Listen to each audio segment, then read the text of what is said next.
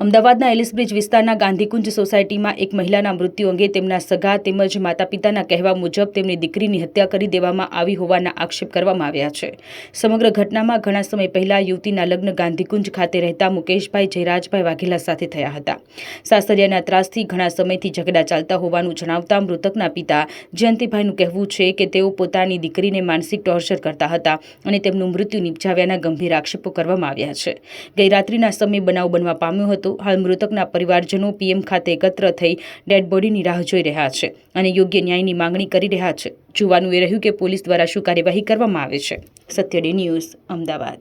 મારું નામ જયંતિભાઈ છે, સુખીપુરા છાપરામાં રહું છું અને મારે બેબલીને અકસ્માત થઈ ગયો। રાત્રે આ લોકોએ મારી નાખી છે।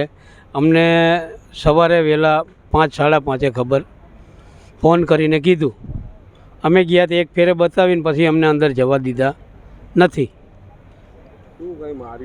હા, એના આખા મોઢામાં નિશાન બિશાન બધું છે, ફોટો છે, નિશાન એ કાંઈ ખ્યાલ નથી કઈ રીતે કરવામાં આવ્યું। અંદર એના ઘરનો ત્રાસથી સાસુનો નણંદનો બધાનો માનસિક ત્રાસ હતો। કઈ જગ્યાએ બનાવ બન્યો? ગાંધીકુંજ કાપડિયા હોસ્પિટલની ઉપર।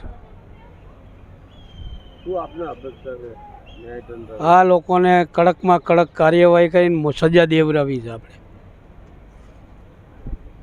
કોઈ સુસાઇડ નોટ કે એવું કંઈ માર્યો એનું કંઈ એવું કંઈ લખાણ? ના, એવું કશું જ એવું કશું જ નથી।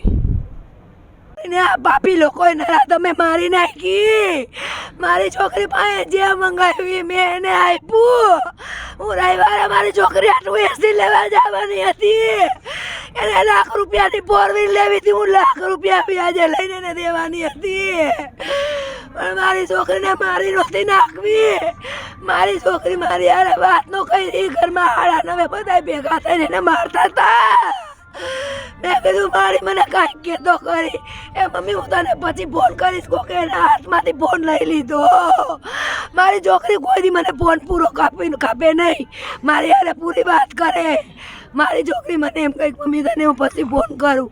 હું 9:30 થી આ મંજુ બેન હતા, હું 11 વાગ્યા